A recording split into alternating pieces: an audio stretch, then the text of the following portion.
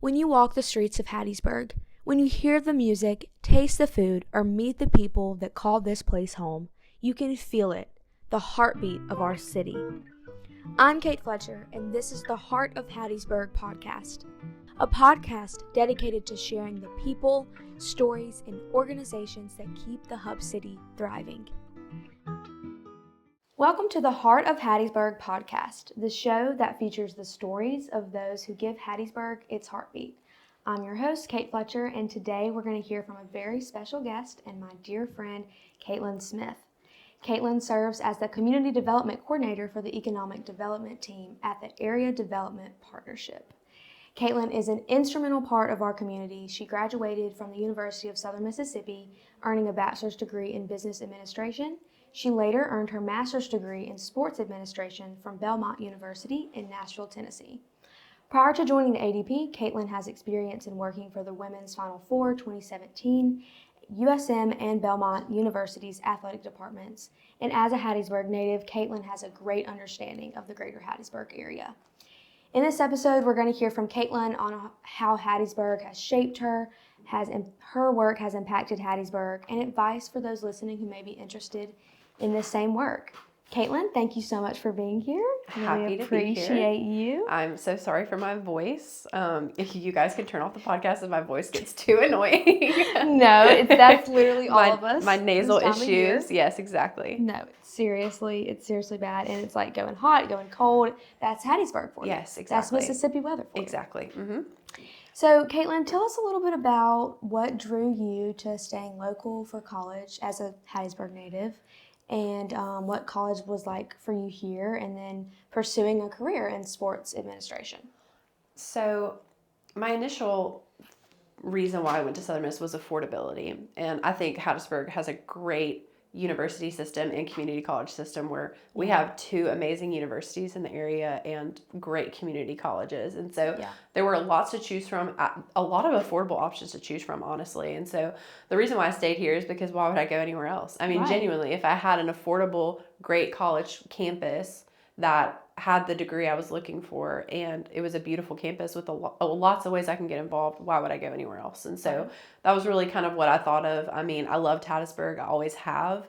And so going to Southern Miss was just an easy, that was what I needed to do. It wasn't even really pressure from my family. I know a lot of people feel like, oh, well, my parents went to Southern Miss, so I got to go to Southern Miss. And though my dad did, my mom didn't go to college, and a lot of my family didn't. Yeah. I'm only the second person in my family to even get a master's degree. Wow. Well, and congratulations. So, thank you. I appreciate that. I would say second or third.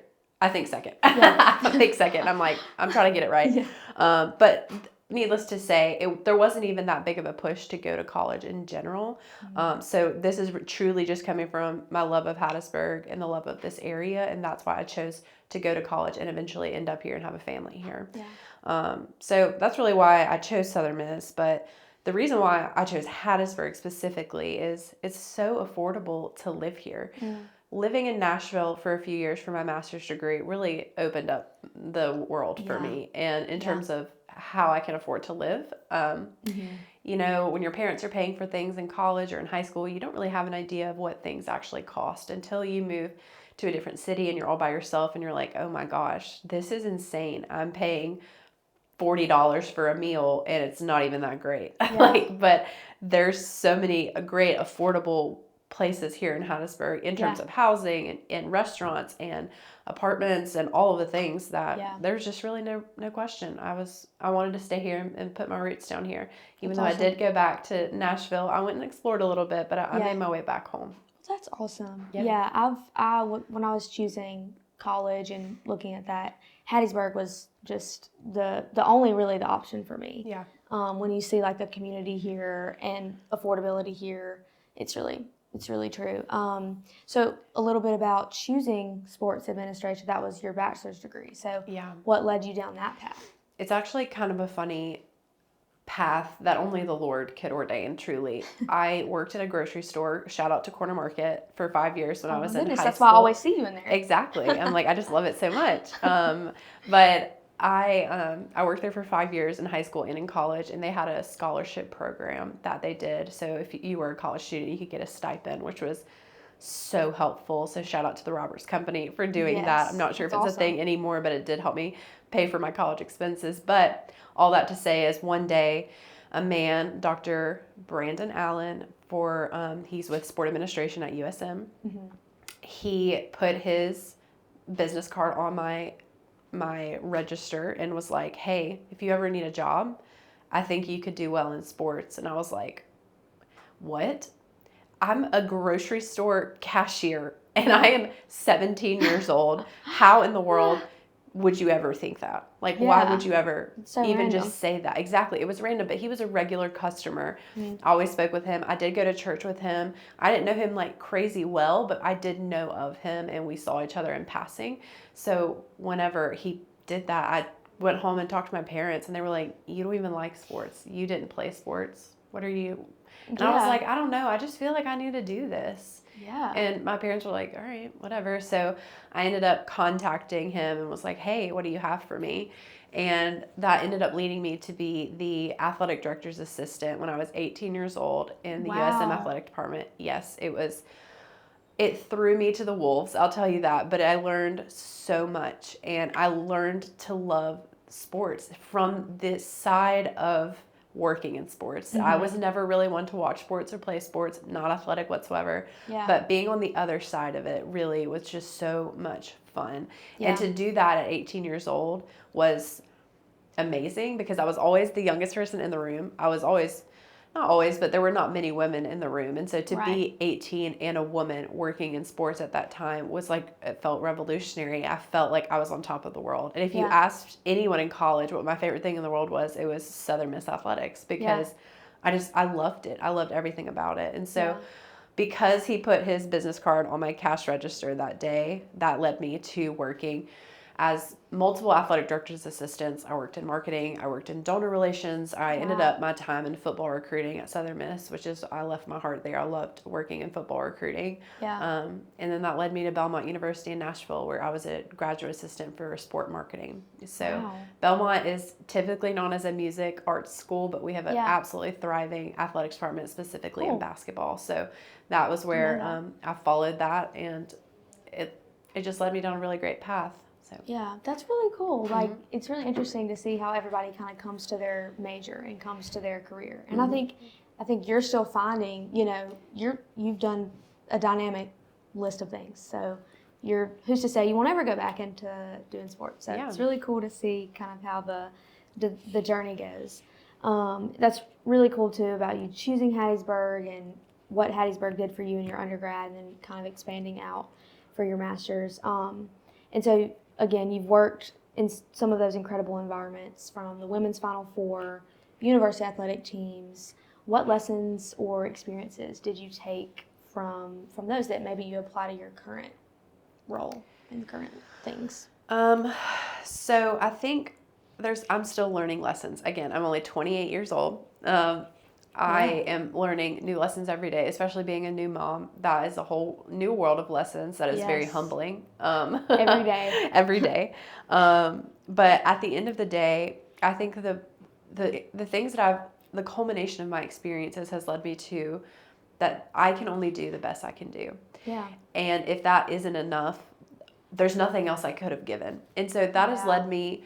I've had so much anxiety about, I could have done more, I could have done this, or I could have done that, when really I have a drive behind me that makes me want to do the absolute best I can always. Right. So if I'm always doing the right thing in my eyes and the best that I can do, I should have no regrets because I couldn't have done anything else. And so I think that speaks specifically to women in the business world and in the sports world, that there's so many ways that people will push down women and will make them feel inferior. But as long as you are doing your best, you're going to get somewhere. You're going to climb the ranks. You're going to get where you need to go. Yeah. Do it right. That's what we always say in my house. Dax is probably going to get annoyed with me because I always say, we do it right on the first time. That's what we do as a family. That's like our motto. Yeah. And Dax, he rolls his eyes every time, but it is what I want to drill into my son's head. Yeah. We do things right. Our very best on the first time that we do it, then we'll never have a regret if we look back. And through my time in sports, my time in economic development, I can say that rings true every day. Yeah, That's really good advice, especially for, me as a college student, about to enter life post-grad. I love that advice. That's wonderful, and how, different experiences have shaped you and what you're doing now. It all kind of applies, like even in the sports world and working in economic development. It's really cool. It also just like speaks to people's perfectionism. We'll never be perfect. Yeah. All you can do is give it your best. Yeah. And that is it. There's nothing more. And so I think it's an exhausting rat race that we have to be perfect, and it's just not possible. So as long as you're doing your best, you shouldn't have any regrets. Yeah. That's awesome, especially coming from your job can be seen more of like a corporate, the corporate world.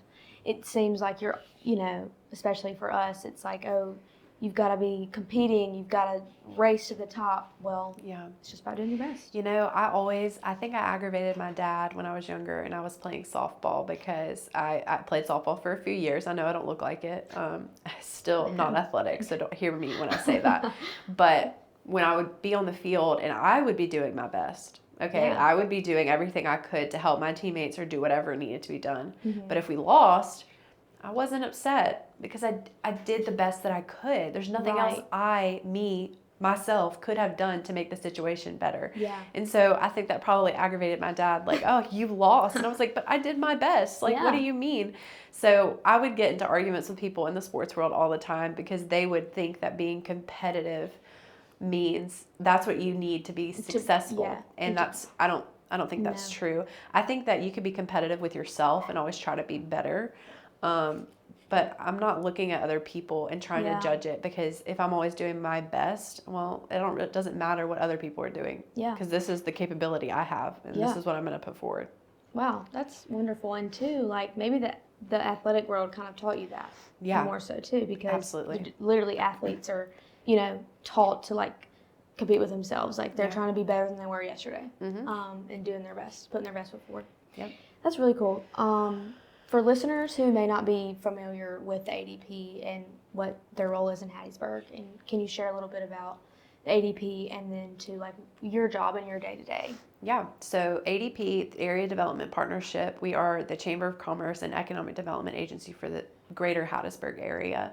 And on the chamber side, what that means is we have events, we have business support, we have ways to network. We have over 100 events a year that people and businesses can come to make connections, to just be visible in the community, to be supported, and to where they can learn about different opportunities that they have as individuals and as business owners. So that's on the chamber side of things. On the economic development side of things, specifically, I'm in community development, which is another rung underneath the economic development ladder. But in general, economic development is recruiting businesses and retaining businesses in the area of Hattiesburg. And so I didn't really know much about this when I first got into it, but if you think about how a business or a corporation comes into town, say they have 500 employees. Okay, well, 500 employees, and you see it on the news, you're like, oh, that's cool. Anyway, change the channel. You don't really think about, well, those 500 employees are spending their paychecks in our area. They're going to the restaurants and the grocery stores and the car dealerships, and then they're getting housing here. And then those companies are using other companies to build their company. So those contracts are going to construction companies and road builders. I mean, it changes the landscape of our city when a large corporation comes here. Yeah. And so that is the goal of economic development. Not only small, like large corporations, but also small mom and pop shops, or a 7 Brew, or a Qdoba. I mean, it doesn't really matter.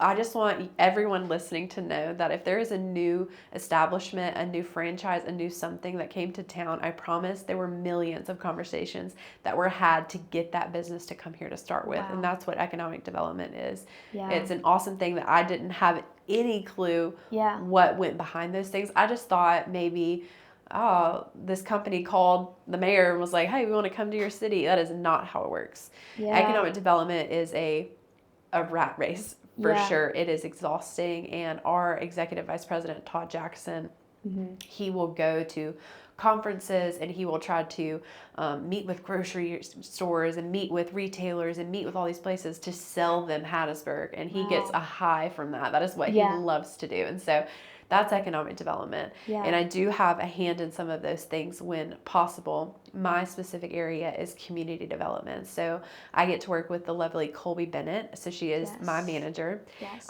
And we both get to spearhead our education, military, and legislative efforts. So education, we have 3 events a year. We actually have one tomorrow. It's Teachers in the Workplace. And so Teachers in the Workplace is where we take teachers, administrators, counselors to various workplaces so they can hear firsthand what businesses look for in the workplace and where they're working. Oh, that's really cool. And so they get to hear the trends. And so one of the tracks we're doing is construction, and they get to hear about how what they're looking for in the future of the workforce in construction and what certifications and what degrees they need to get, who they need to work for. So if they have a kid that wants to be someone in construction, they have the tools and the connections now to be able to connect them and get them a good internship or something. So that's which is really important. We learned that last week at the conference. Yes, exactly. Like apprenticeships, internships, so important, and especially for college and high schoolers. Exactly.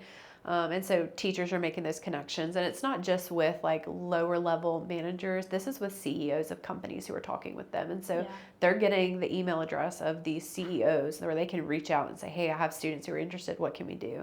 And that is building a bridge from education to business like we should be. And so that is one. We have Jumpstart to Success, which is an interactive career fair for 8th and 9th graders. This sounds like, I mean, who wants to go to a career fair and get a bunch of brochures? Not me. I am not about that. Neither are 8th and 9th graders. Yes. So this is I'm not going to read that. No, they're not.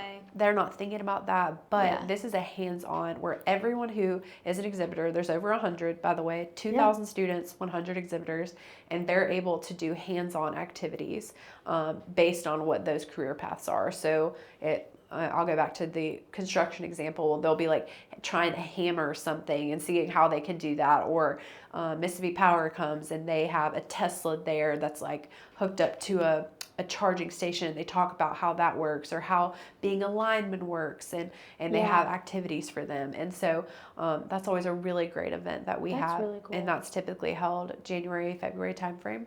Yeah.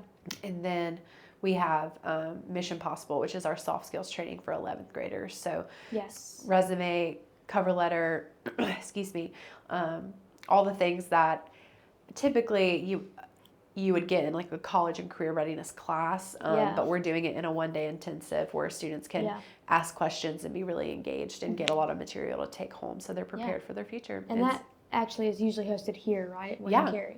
So we have one day at USM and one day at William Carey. We're so thankful for our partnerships with our universities that allow us to do that. They usually help us monetarily so we can have an event, because these events cost a lot of money. I mean, Jumpstart, Mission Possible probably costs like $40,000 to have. And so that just really puts in perspective what these events take. Yeah.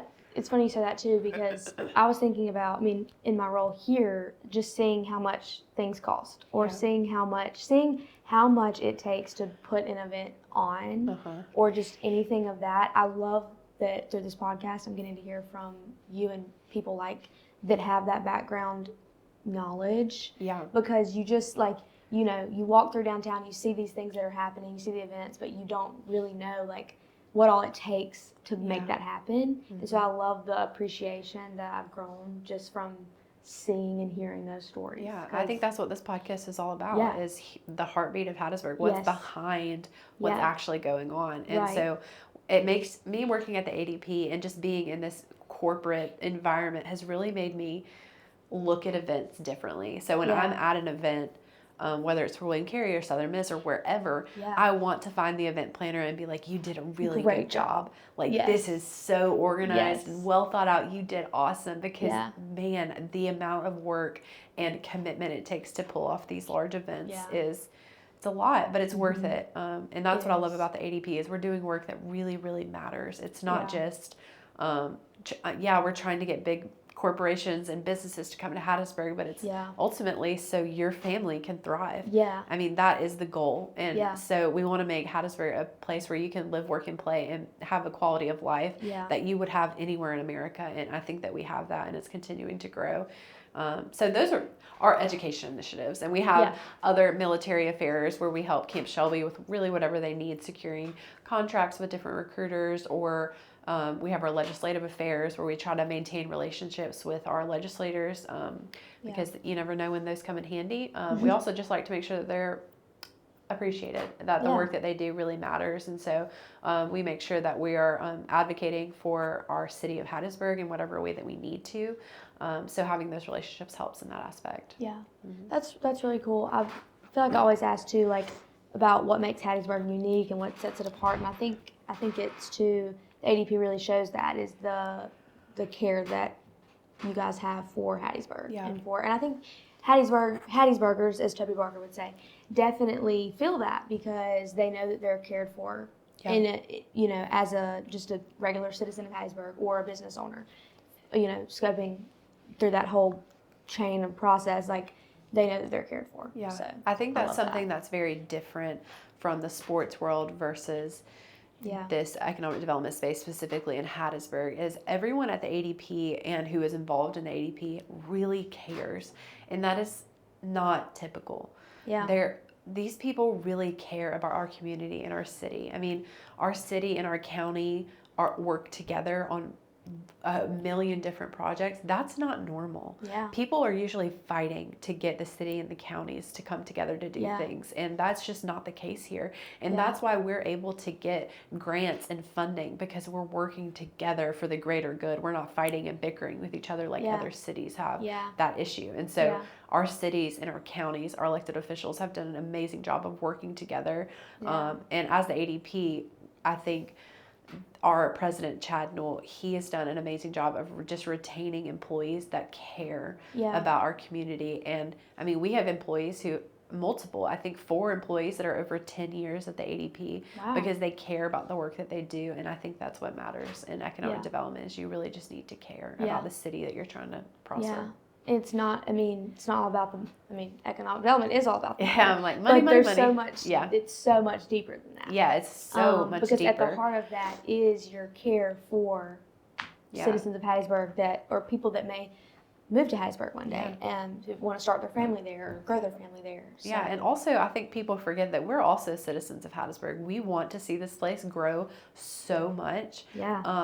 And we want it for our families too, because we live here. We want to see it prosper and grow. So we're doing it for everyone else's family, absolutely, but we're also doing it for ours because we love the city and we want to see it grow. Yeah, and that's important to pour back into where you're from, and and a lot of people may not have that experience of loving their hometown so much that they pour back into it. Absolutely. You've kind of covered a little bit about the economy and how that works and starting a business here. Is there anything else about the economy that maybe people don't know that live here in Hattiesburg's economy that you could share? Fun fact. Yeah, so there's a few that there's so many cool things about Hattiesburg in terms of the economy that people don't realize, that I don't know if anybody else is interested, but I'm interested. So I was like, how do I narrow this down? But I will say Hattiesburg economy in general has 4 pillars, as we like to call it. And so that's healthcare, education, manufacturing, and military. So those are the 4 main pillars, with healthcare being the main one. It employs over 11,000 people. And so that's a big chunk of people. And so when we're thinking about Hattiesburg, those are the 4 that really drive our economy. And so that's just something good to know. It's like when you're looking at a college and you're like, what programs do they specialize in? That's kind of like how Hattiesburg is. What are they... what industries are thriving in this area? And those are the 4 that we would say. Obviously, other industries like food service, those are thriving as well. But those are the 4 pillars that we tell companies when we're marketing Hattiesburg. Well, that's really good to know too for anybody listening, maybe looking post-grad for a job, and what industries are thriving. Yeah, really absolutely. Cool. And I think just a couple more things that I think people should know about Hattiesburg is we're not a small town. I know people are like, oh, it's just Hattiesburg. It's a small town.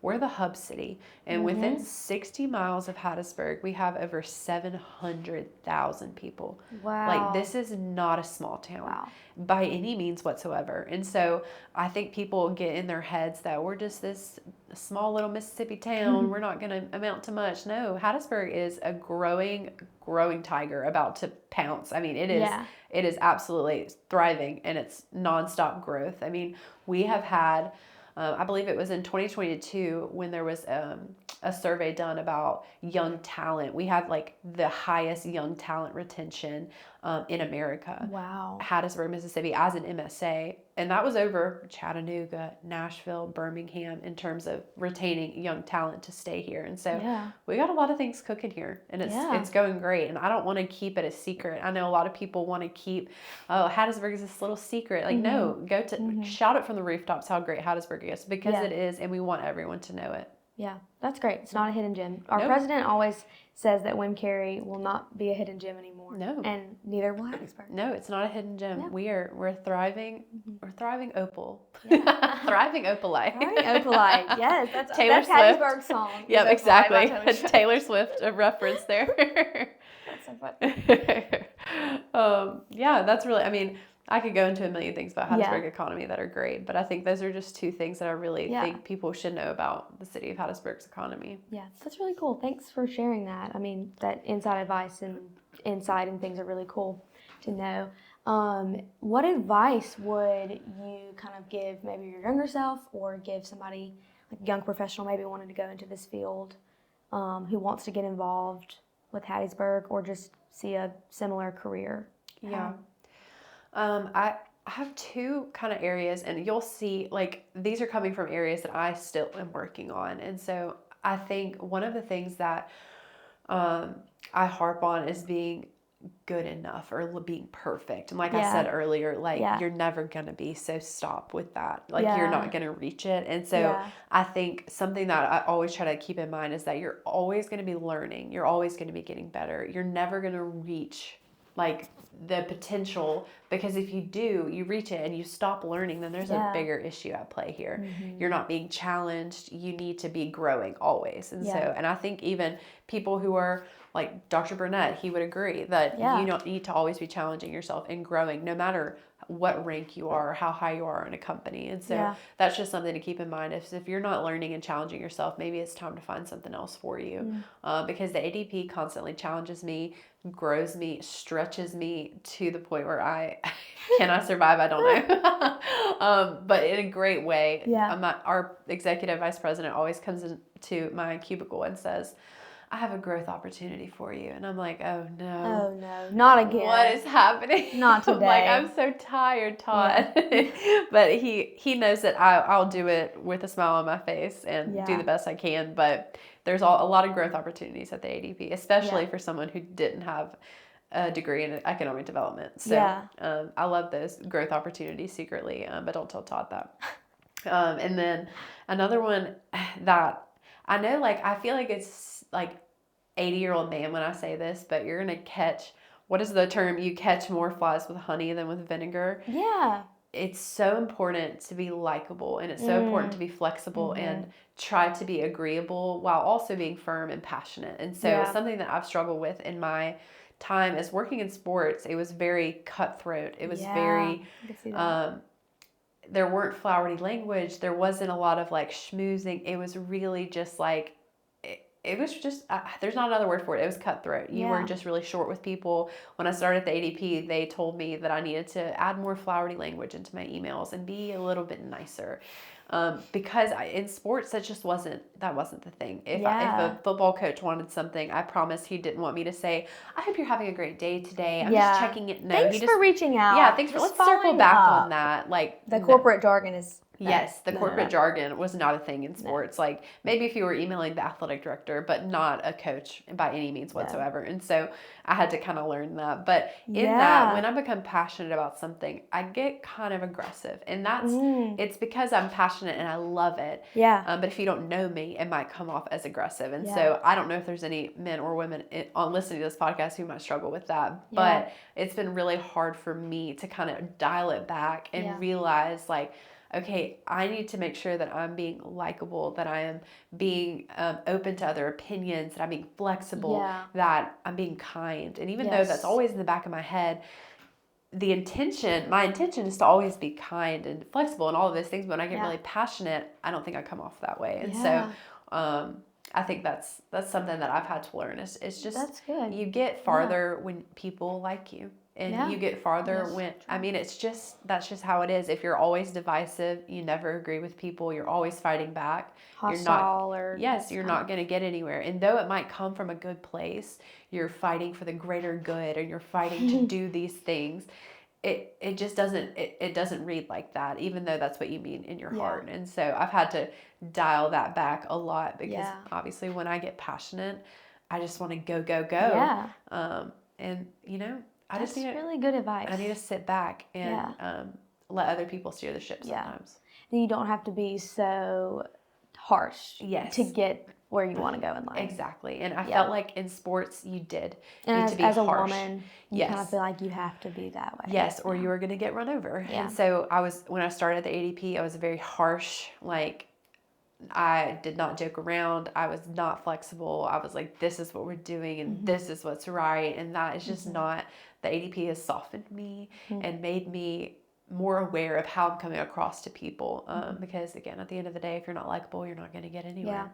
Yeah, that's so true. A phrase that one of my coworkers uses, and I've heard it before, is he'll always say hearts and minds, like when we're doing something, or it's like hearts and minds, and that's kind of stuck with me, because it's like, it really is like when you're reaching out to people, or with any little step, if you just kind of just consider people's heart and people's minds and where they may land, or what they may, just like not kind of stepping out of the selfishness of like a decision and saying, okay, where's their heart? Where's their mind? It's also about relationships in this line of work, or any line of work, really. I mean, your relationships are going to get you where you want to go, and not in a weird, conceited way, but like, this whole life is about relationships, and being a Christian, you should want to be having relationships and leading people towards Christ. And so if I'm being harsh and I'm not checking in when I'm emailing people, and I'm not checking in on their family, or asking them how that surgery went, or things like that, I'm coming across as cold and calloused. I'm not coming across as someone who has the joy of Christ. And so I think that's something I've had to learn to reel back. And even though my intention is never to come across that way, and I do have the joy of Christ, I really need to be more intentional about making sure that I share that to others. Yeah, that's really true. And just like, I don't know, having that mindset is important. Working at William Carey, for sure. We are a Christian university. And then too, like working at the ADP, where we're in positions where we need to care about people. And if we're not caring about people, then who will? Exactly. And so that's really important. Yeah. I appreciate you sharing that. Lastly, just wrapping up, what are some ways that maybe our listeners can get involved or support things that are happening at the ADP, different events? Always try to lead with a little, call to action, like, hey, this is how you can be a part of this, what all you shared. So the ADP is a member organization, so you can join as an individual or as a business. And so I will say we have over 850 members. And so anyone listening, 9 times out of 10, your business is probably already a member. So just go and check and see, and you can come to all of our events. We have over 100 events a year where you can network, connect, you can learn different things. We have various legislative events that you can come to make sure that you're involved in what's happening in the legislature. It goes from A to Z. Anything that you think that we might have, we probably do. Another one I want to plug is PBYP, our Pine Belt Young Professionals.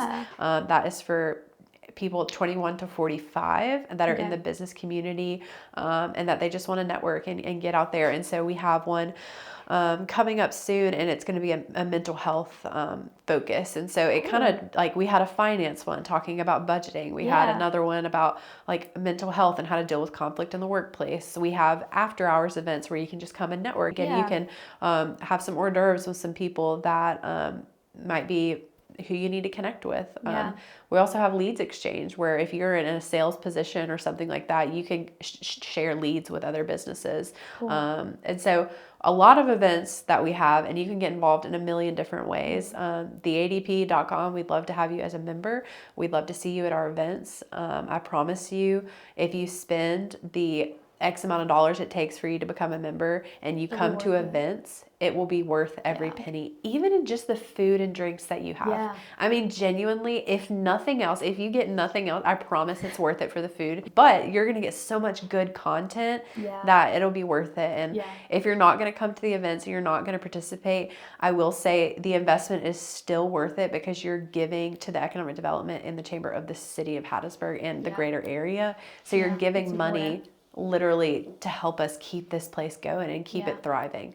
And so even if you don't come to the events, it's still worth an investment. Yeah, the food is really good. I know we had Southern Oaks one time for a lunch, and I was like, this is incredible. Yeah. That was my first ADP event to attend, I think. So exactly. I'm like, you're going to get your fair share. And then I learned a bunch. Yeah. And it was a time we had like a panel, and we had Mayor Barker on and other really important leaders of Hattiesburg and beyond. So yeah, exactly. If you're looking for visibility, connection, or support, the ADP's here, and we're ready to serve you. I mean, I've sat in meetings to help people get business permits before and licensing permits and things like that. Awesome. So like, we'll do A to Z for you to make sure that you're successful. Yeah.